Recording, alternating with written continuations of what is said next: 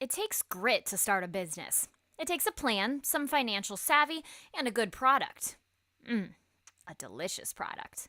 Yep, luckily Chocolate Girls Cookies fits that bill. Made from scratch chocolate chip, oatmeal, oatmeal caramel, or oatmeal raisin, they whip 'em up fresh. It's a family business too. We love that. Two sisters are the CEOs of the company. They say they get along pretty well. Nadia, the big sister, is definitely the visionary and creative one. Her younger sister Maya is great at marketing and branding. The business is just about 2 years old, recently selling out their stock every week when people come to Soulard to descend upon their cookie stash. They won't say exactly how much money they've made yet, but they're doing okay. Alright, so if that's the pitch, this is a decent story for an episode of the podcast. A homegrown small business. But I haven't even told you the best part. Yeah, I'm in 4th grade. I'm in 2nd grade. They're actually really small. Today on Abby Eats St. Louis, Chocolate Girls Cookies and the pint-sized ladies who run it. We get along, and we work together because we're sisters.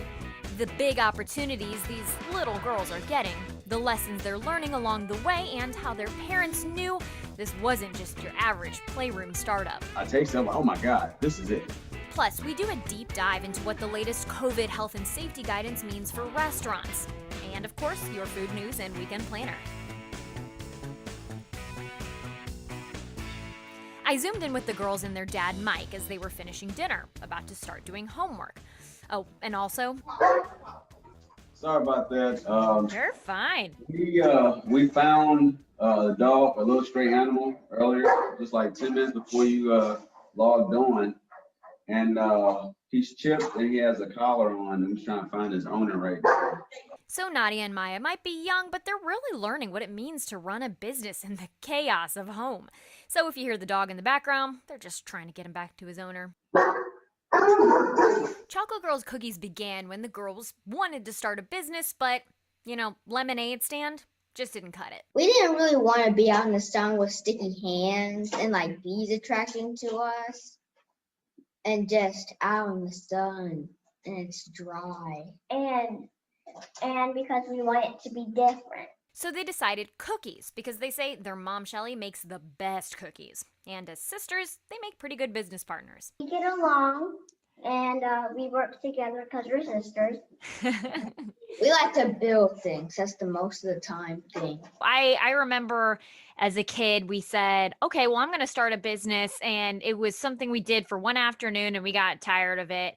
And that was that. But this is clearly something a little different. How did you realize that this was something that wasn't just going to be one afternoon for fun and something that could really be something? I realized that when they kept talking about it. They just kept talking about it. It started off with me showing them Shark Tank and other kids having businesses, and then also we have like a cartoon on YouTube about investments and stuff like that. They got the ball rolling a little bit, and they just kept talking about it.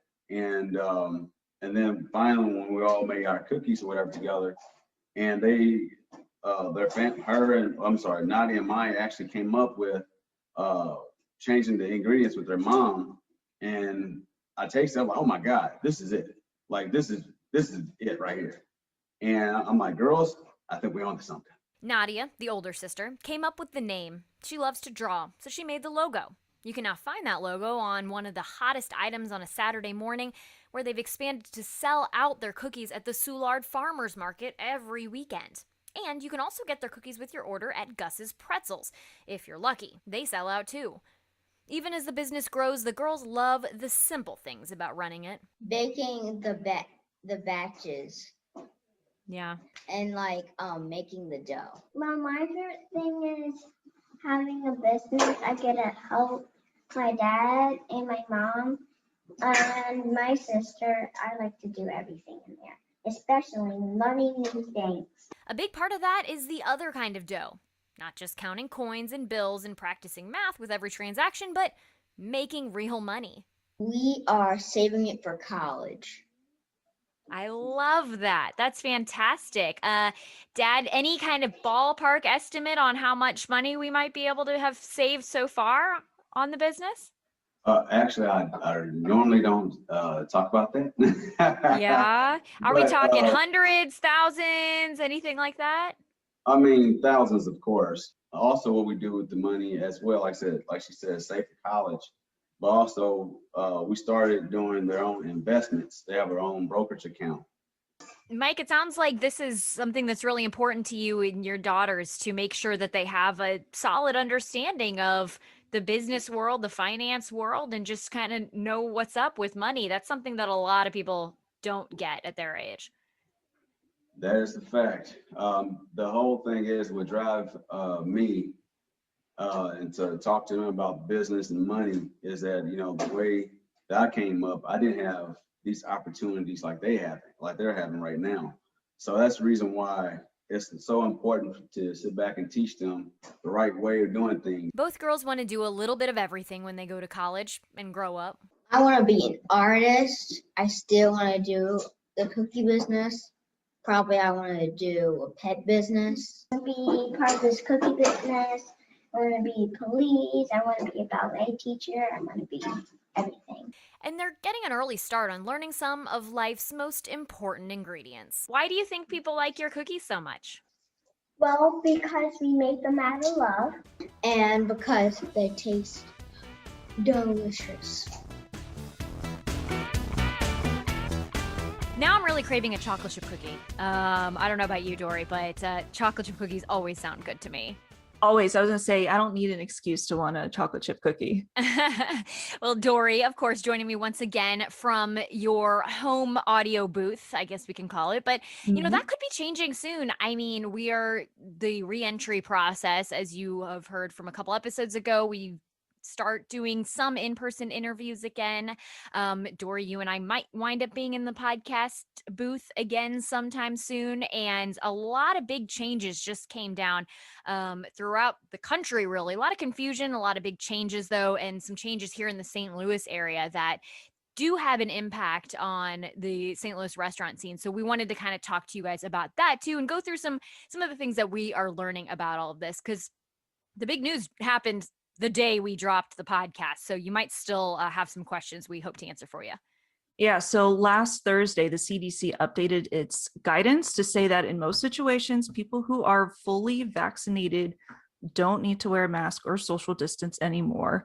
The next morning, the city and county dropped their mandates as well, replacing them with the push to follow CDC. So I just want to say this, and I cannot stress this enough, that dropping the mask mandate is only for people who are fully vaccinated. If you have not been vaccinated, you should continue wearing a mask. For those of you who have not gotten vaccinated, we encourage you to do so. We don't want this to turn into sort of like a show me your papers moment. We'll just have to trust what people tell us. The question is, how do you tell who has been fully vaccinated? And on top of that, our vaccination rates locally here, not stellar. And if by stellar, you mean, a lot of people getting the shot, we're not quite there yet. So I checked this morning. It is Wednesday morning right now. We're not even at 40% yet. 40% of people in the state of Missouri have initiated, or eligible folks in the state of Missouri have initiated their first dose, but only 33% of Missourians are fully vaccinated at this point. In St. Louis County, it's only 35%, and it's about 27% in the city of St. Louis. And as a reminder, health experts have long said we would need about 70% of people fully vaccinated to achieve what's called herd immunity. We can't rely on people having had COVID-19 to give them the immunity that they would get, or that we're learning they get from the vaccines, because that hasn't been studied, that hasn't been foolproof. And I personally know of somebody who got really, really, really sick a second time after having COVID. So it's unclear how long you were really protected. So that's why vaccination rates are so important.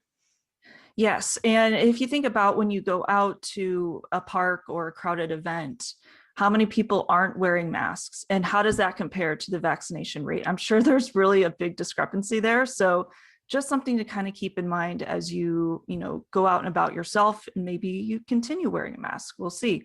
But obviously these changes are putting and the confusion that comes with them is putting a lot of pressure on restaurants now. So I know you've been looking into this. What have you seen as far as them handling this situation? Yeah, you referencing the maskless situations. I mean, at a restaurant, you can't eat with a mask on. So that is that's why so much of this conversation has been focused on restaurants and the ongoing, even for the past few months, talk about safety standards and regulations. So it's kind of across the board at this point. We are seeing some of our kind of major St. Louis restaurants, such as the Niche Food Group, a lot of local bakeries, Whisk, Pint Size.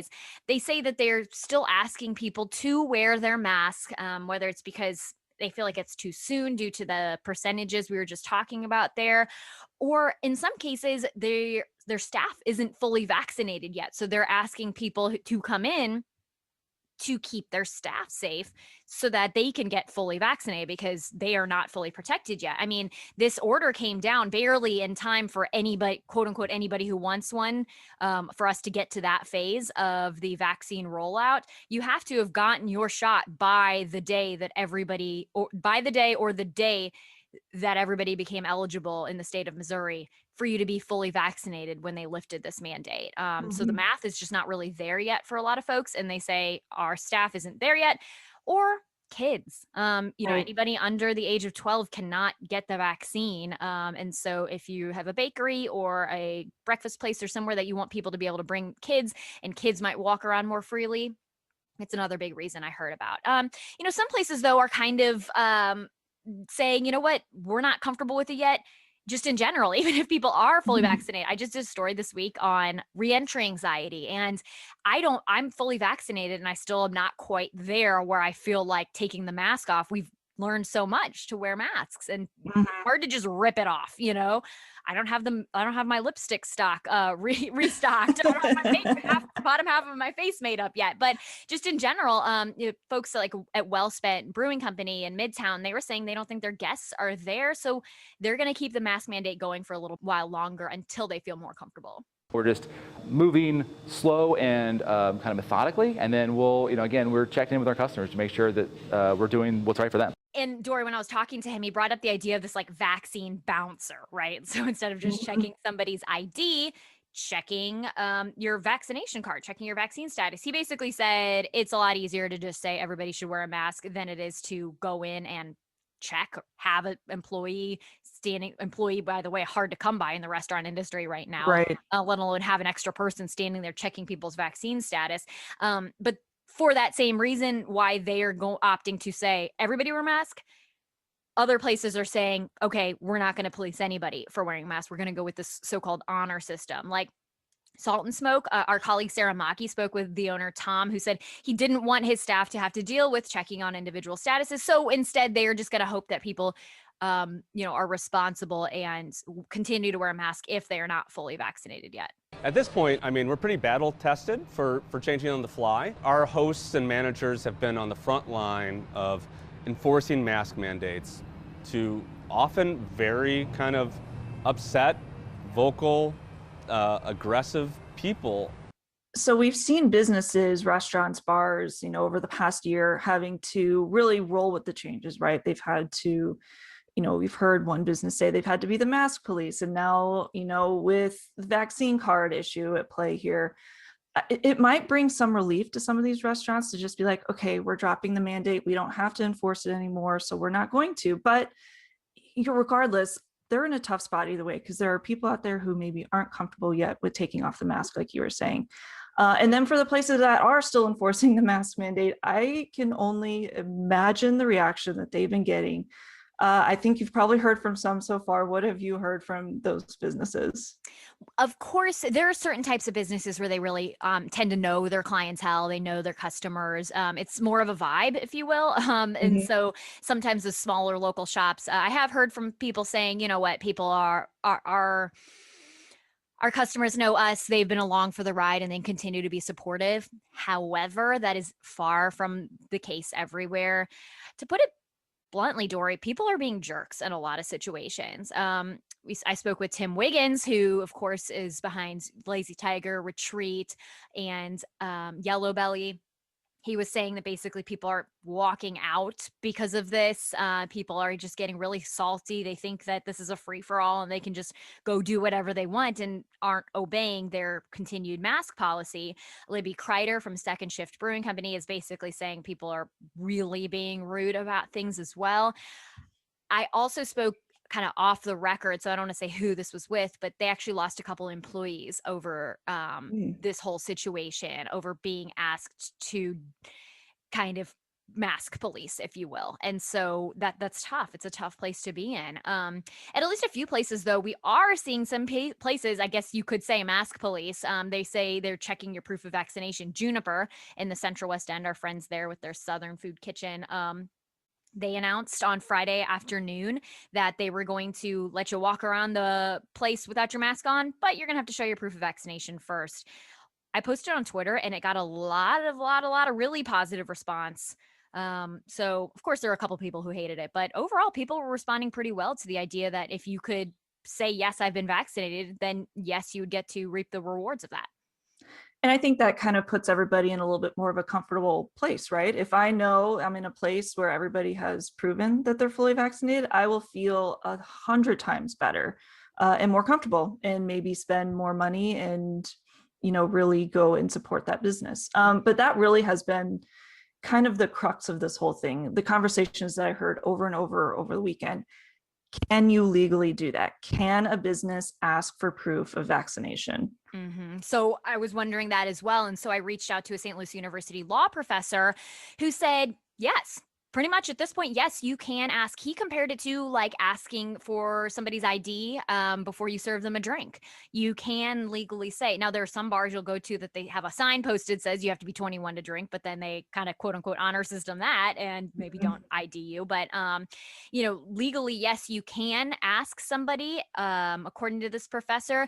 They don't have to respond. So if you walk into a Play Store and they say, hey, what's your vaccination status? And you say, that's personal, I don't feel like sharing it. They're like, okay, you can wear a mask. And legally, they can treat people according to their response to that. So even if you're not vaccinated or not getting vaccinated because of a religious reason or other health concerns or anything like that, and the fact that this is an EUA as opposed to like quote unquote full FDA approval, none of that stuff matters according to this professor.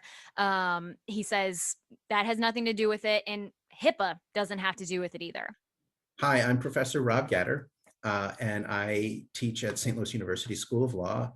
I teach public health law, I teach health law, among a variety of subjects. For the most part, it's legal to ask somebody about their vaccination status. You might say, well, that's private medical information, and so aren't there laws that make that somehow unspeakable? And the answer is no, there aren't laws that say we can't ask that question. Most confidentiality laws are aimed at specific people, mainly doctors and hospitals and other healthcare providers. They have an obligation, having learned information about the people they take care of, to keep that information confidential, and they can only use it for certain kinds of purposes. But that doesn't apply outside of those who don't have a reason to be taking care of you as a patient. So when we're talking about whether you can be asked that question by a restaurant in order to be able to sit inside without your mask, or be asked that question to go to school, or to be asked that question to go into a store, that's fair. And one other thing to note is that the CDC doesn't make laws. This is kind of confusing for a lot of folks, but the CDC coming out and saying they changed their guidance doesn't mean that you no longer legally have to wear your mask anywhere. That kind of like when the CDC came out and said you should be wearing a mask, that didn't mean everybody all of a sudden had to be wearing a mask. The same applies here. So you can't just roll in and say, CDC says I don't have to.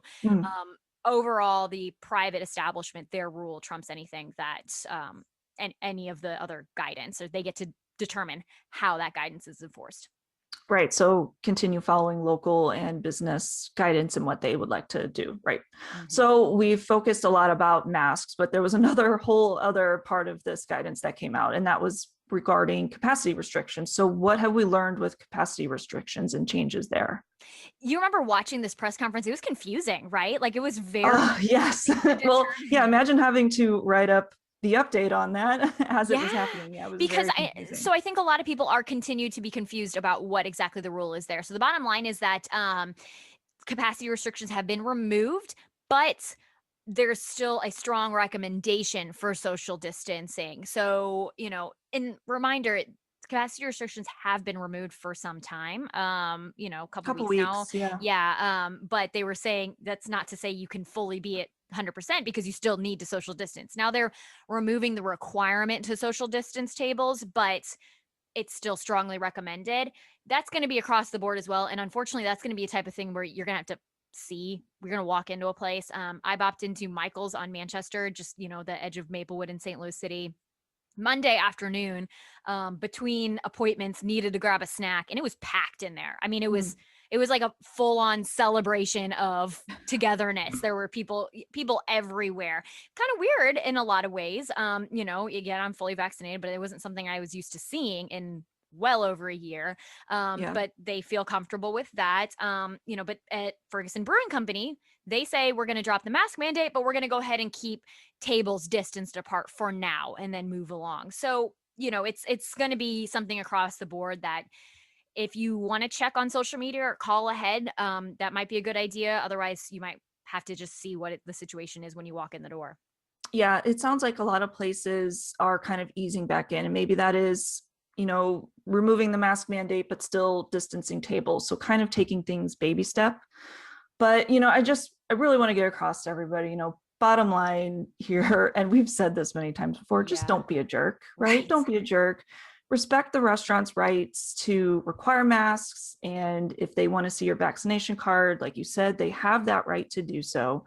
And then also just respect other people's desire to continue wearing masks. A lot of us aren't quite comfortable yet just taking them off. We've had it ingrained in us for over a year now that we should be keeping them on to be safe. So just respect each other. And then if you are heading out, check social media, see what the place you're going to is requiring, what they're doing, and then just make sure to bring a mask to wherever you go, just to be sure. All right. Well, thanks for being part of that conversation. We just feel like there's a lot of things to talk about with that, but there are also other news happenings out in the world. So Dory, what do we got? Yeah, so speaking of pandemic era things that we've talked about wanting to stick around, cocktails to go, about it's one signature away from becoming permanent in Missouri. So lawmakers passed a bill last Friday. It was the last day of the session. They were in a flurry of signing things, and one of the things that they approved was the cocktails to go bill. It legalizes drinks from bars, restaurants, distilleries, as long as they're sealed and in tamper-proof containers and bought with food. That bill is now heading to Parsons' desk for his signature. I think he has until middle of July to sign it. And he has supported this measure in the past. So it's looking good. Cocktails to go. Does it have to be bought with food currently as it stands, or are they kind of making it a little stricter? Do you know off the top of your head? I think they're supposed to currently. Okay, fair. Whether or not that's really strictly enforced, I don't know, but this would set that precedent. Got it. Well, no comment on whether or not I've always bought food with a cocktail to go or where I bought a cocktail to go without food, but love it. Love seeing the kind of passage of something that hopefully will help these restaurants as they continue to recover.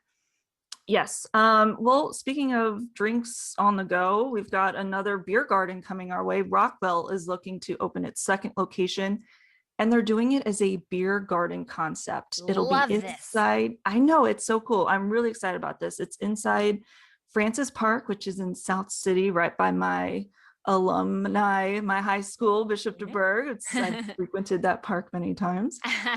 They're planning on having a walk-up food counter, a concession stand, and an outdoor dining and gathering space. Now, the co-founder told us that he is obsessed with this idea of reinvigorating the beer garden culture in St. Louis, which I think was more prevalent maybe in like the 1800s, kind of the German immigrants who made their way here. They really made that part of the city, but it's kind of gone away. But they're looking to bring that back here, and it won't just be like a beer garden place for 21 and up. It's inside a park. They're looking to make this a space for families and the whole community. And they're looking to open it this summer. So something coming soon to look forward to. I'm excited about that. And I think that it gives the opportunity to, sometimes you go to the boathouse and you wind up just hanging out in Forest Park, or you go to any of those places on Grand and you wind up hanging out at Tower Grove Park. I think something like that could really be good for the whole community. And I'm also very pro Rockwell. They're awesome. And I love they create such great environments. So good for them. I love it. So speaking of environments, this is another great vibey place that is getting some great recognition here on the national scene.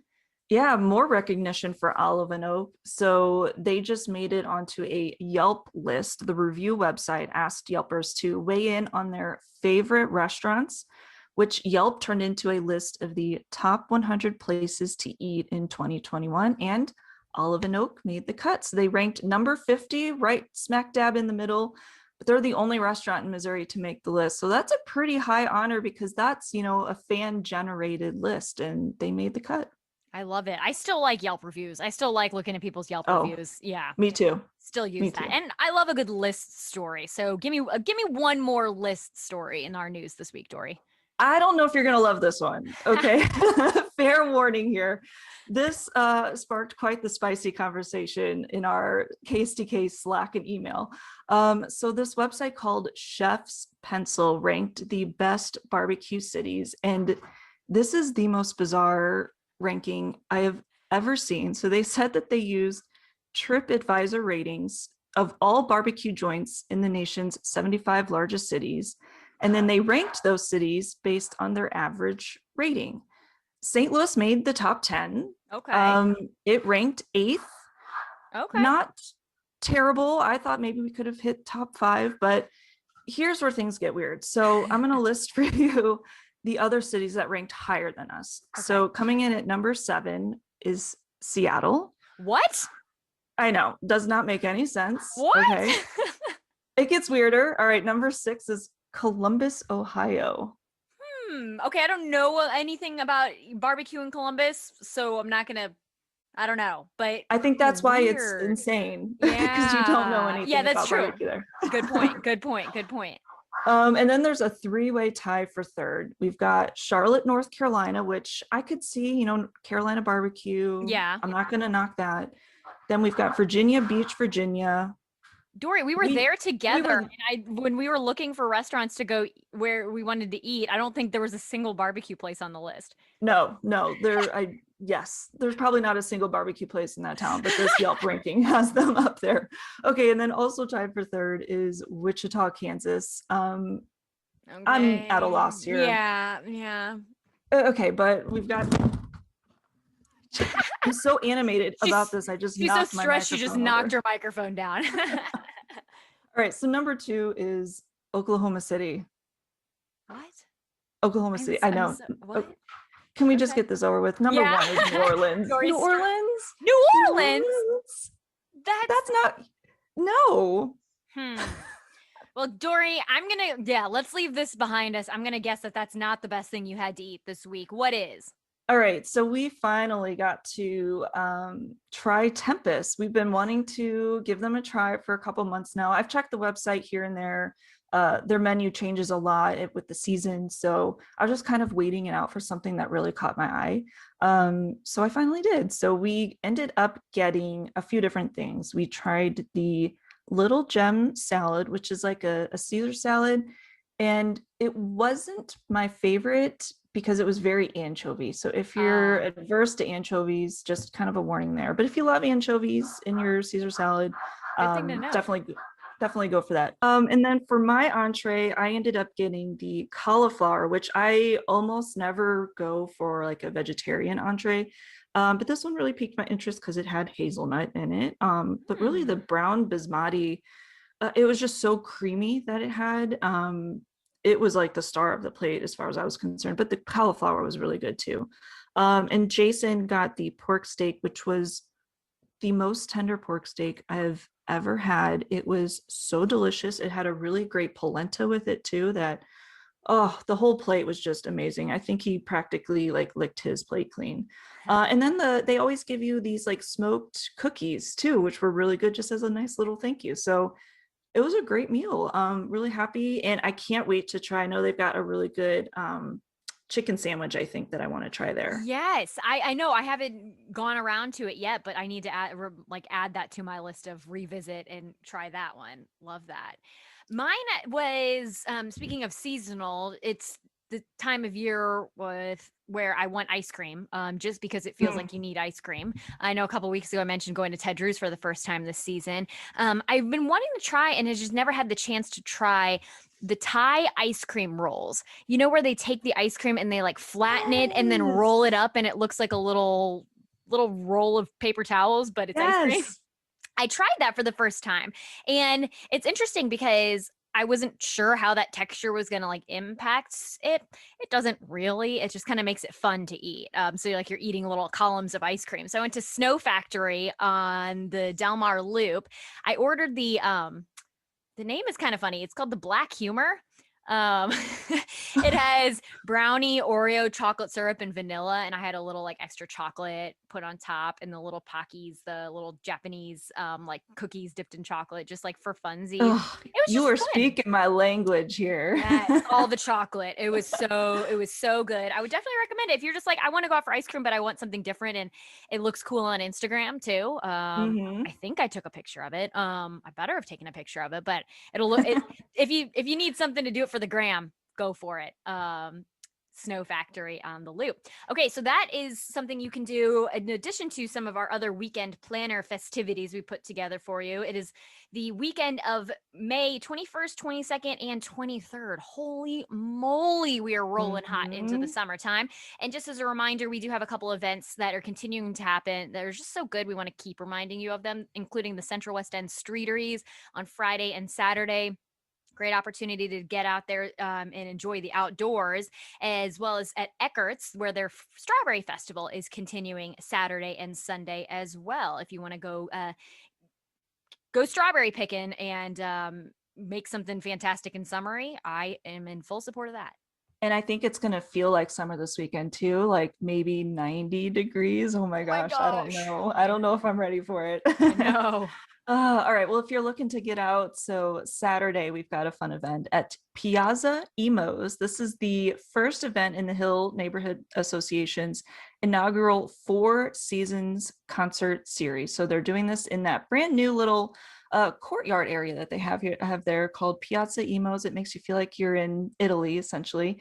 This week's theme is Broadway favorites, and you can get some food and drinks, wander around the Hill neighborhood, can't go wrong there, and then settle in for the concert. So I do want to let everybody know that tickets are required for this. So, and I think there's seats that you can pick out too. It's not just kind of a lawn situation. It's like an actual concert with seats in the middle of that plaza. Gotta love going out and seeing music. And if you want to get your dance on, even though it's going to be a hot one, what's better for a hot and sweaty night than wearing, like a gown or maybe a rented tuxedo, or hanging out with a bunch of people that getting them all together and taking awkward pictures.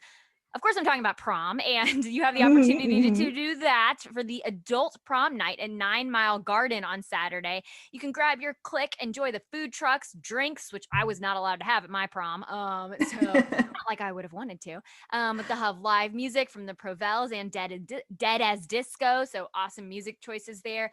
They'll have a raffle, a photo booth. Again, dancing. Tickets are required, but they'll include anything from drinks to limo rides. So just hop on 9 Mile Garden social media and get in on that, because that's going to be a fun, quirky event, something that they're going to be known for, I think, even more moving forward. Yeah, that sounds really fun. Did you go to prom, Dory?